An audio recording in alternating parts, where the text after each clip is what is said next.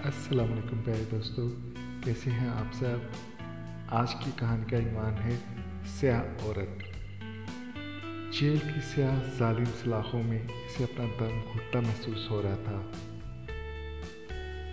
اپنی اس سے جدائی کا غم ناقابل برداشت تھا۔ وہ دن رات پچھتاوے کے آنسو بہاتی مگر بے سود۔ گزرا وقت کبھی اس کے ہاتھ نہ آ سکتا تھا، بلکہ پردہ اسکرین کی مانند اس کے سامنے تمام چیزیں آتی اور غائب ہو جاتی۔ کوئی بھی عورت اسے طعنہ دیتی تو یہی کہتی، کیسی سیاہ عورت ہو، ذرا حیا نہیں آئی۔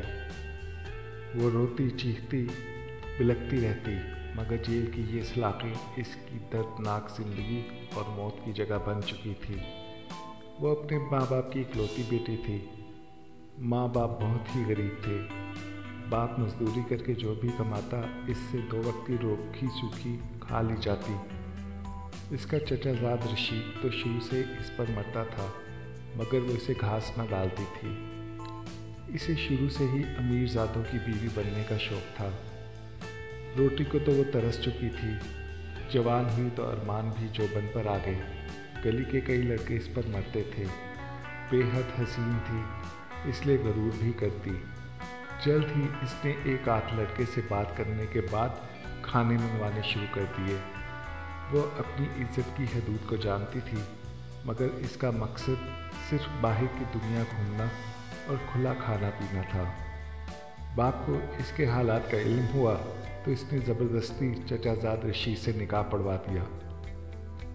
اب رشید کی بیوی بن کر اس کے گھر رہتی۔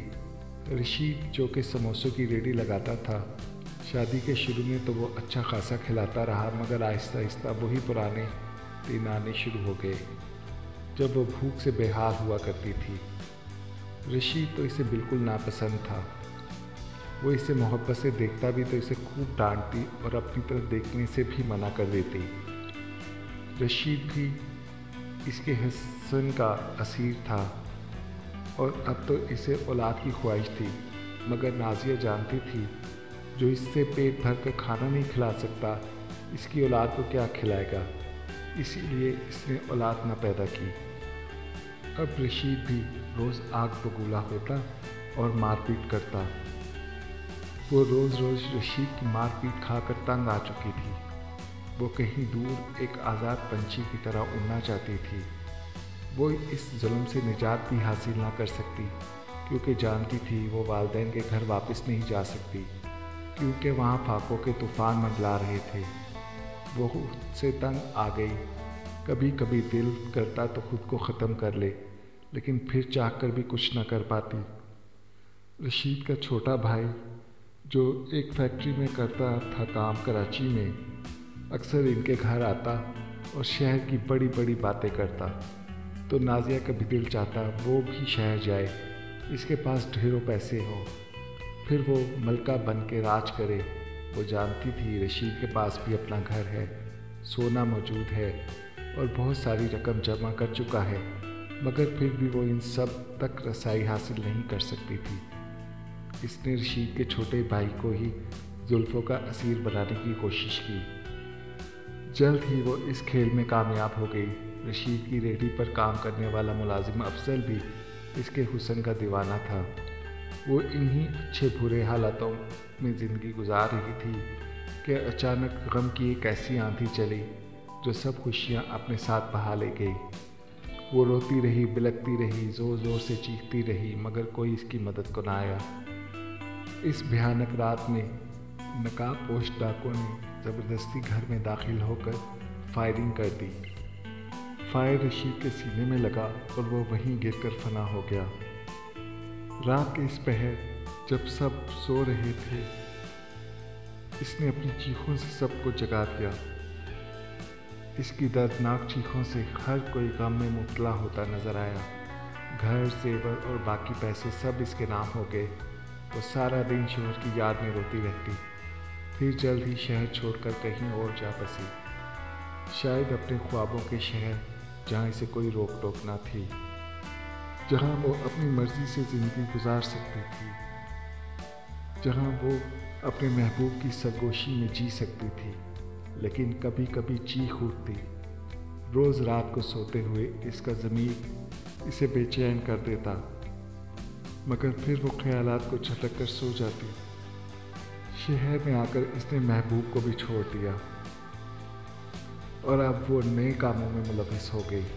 شراب نوشی، حسین راتیں اس کی زندگی کا محور بن چکی تھی۔ وہ دن کالے دھندوں میں مصروف رہتی، منہ کالا کرتی، تھک ہار کر سو جاتی، مگر معاشرے کے سامنے وہ ایسی شریف عورت تھی جس کا سہاگ ظالم دیور نے ہی اجاڑ دیا، جو بیچاری شوہر کے غم میں جگہ جگہ دھکے کھاتی رہی اور پھر بالآخر بڑے شہر جا کر رہائش اختیار کر لی، جہاں فیکٹری میں کام کر کے وہ 2 وقت کی روٹی کھا لیتی، مگر حقیقت تو اس کے برعکس تھی۔ وہ اپنی زندگی میں کھل کر جینا چاہتی تھی۔ وہ سب اقدار، روایات اور اصولوں کو بھول کر باغی ہو چکی تھی۔ بڑے سے بڑے جرم بھی اس کے لیے معمولی ہو گئے۔ کبھی کبھی گاؤں چکر لگاتی تو وہی معصوم نازیہ بن جاتی جس کا سب کچھ ایک بھیانک رات میں لٹ گیا۔ پولیس نے اس کے دیور بشیر پر بہت تشدد کیا اور پھر بالآخر وہ اس نتیجے پر پہنچی کہ یہ قاتل نہیں۔ بس پھر کیا تھا، پھر تفتیش کا رخ بدل گیا۔ اس دن کے بعد انہوں نے اپنی تفتیش شروع کر دی اور پھر بالآخر وہ اصلی قاتل ان کے گرفت میں آ ہی گیا۔ اڑیا کپڑوں میں ملبوس مشہور کلب میں ناچتی گاتی نازیہ کو گرفتار کر لیا گیا۔ اسے اپنی گرفتاری پر شدید غصہ آیا۔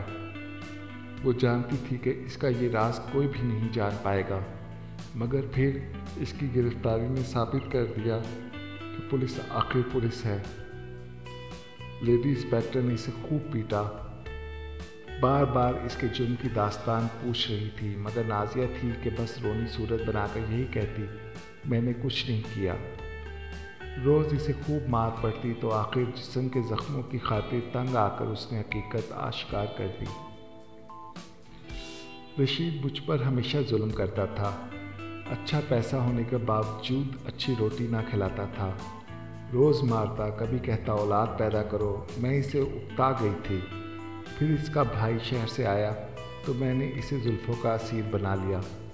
ادھر رشید کی ریڑھی پر کام کرنے والے افضل کو بھی اپنا دیوانہ بنا لیا۔ افضل کو کچھ بدماشوں سے رابطے تھے، میں نے افضل کے ساتھ مل کر اپنے شوہر کو ختم کرنے کا منصوبہ بنایا۔ میں جانتی تھی کہ میرا دیور شراب کا عادی ہے، اکثر شراب پی کر ہمارے ہی گھر آ جاتا تھا۔ اس روز بھی اس نے خوب پی تھی۔ میں نے اسے نیند کی گولیاں کھلا دی اور اپنے منصوبے کو پورا کرنے کو تیار ہو گئی۔ افضل نے چہرے کو نقاب سے ڈھکا اور اس کے ساتھ 2 اور لوگ تھے۔ وہ گھر میں داخل ہوئے تو میں نے اچانک شور ڈالا، میرا شوہر باہر آیا تو انہوں نے تھوڑی سی لڑائی کے بعد فائر اس کے سینے پر مارا۔ میں وہیں پھوٹ پھوٹ کر رونے لگی، اپنے کپڑے بھی پھاڑ دیے۔ پھر افضل کی پستول بشیر کے ہاتھ پکڑا کر اسے صحن میں لٹا دیا اور میں نے پولیس کو یہی بیان دیا کہ یہ ظالم میری عزت لوٹنا چاہتا تھا اور میری عزت کے رکھوالے میرے ہی شوہر کو، اپنے سگے بھائی کو موت کی نیند سلا دیا اور صدمے سے بے ہوش ہو گیا۔ میں افضل کے ساتھ کئی دن شہر ہی اس میں رہی، مجھ سے بے وفائی کی تو میں نے اسے چھوڑ کر نشہ شروع کر دیا۔ میں نے اپنے آپ کو باغی کرنا چاہا، اپنی مرضی سے جینا چاہا، مگر ان سب میں میں غلط، صحیح، حرام، حلال، اقدار، روایات سب بھول گئی۔ میں بہت بری عورت ہوں۔ وہ اپنا بیان دیتے ہوئے پھوٹ پھوٹ کر رو دی۔ لیڈی پولیس نے بیان لکھنے کے بعد نازیہ سے کہا، اب پچھتانے کا کیا فائدہ؟ جب تمہیں اللہ نے عزت کی زندگی دی تو تم نے قدر نہ کی اور یہ سوچا کہ دنیا کو دھوکہ دے سکو گی، مگر تم بھول گئی کہ اصل طاقت اللہ کی ہے۔ مجرم چاہے کتنا ہی چالاک کیوں نہ ہو، وہ اپنا جرم کبھی نہیں چھپا سکتا۔ تو پیارے دوستو، کیسی لگی آپ کو کہانی؟ پلیز کامنٹ باکس میں ضرور بتائیے گا۔ اپنا ڈھیر سارا خیال رکھیے۔ اللہ حافظ۔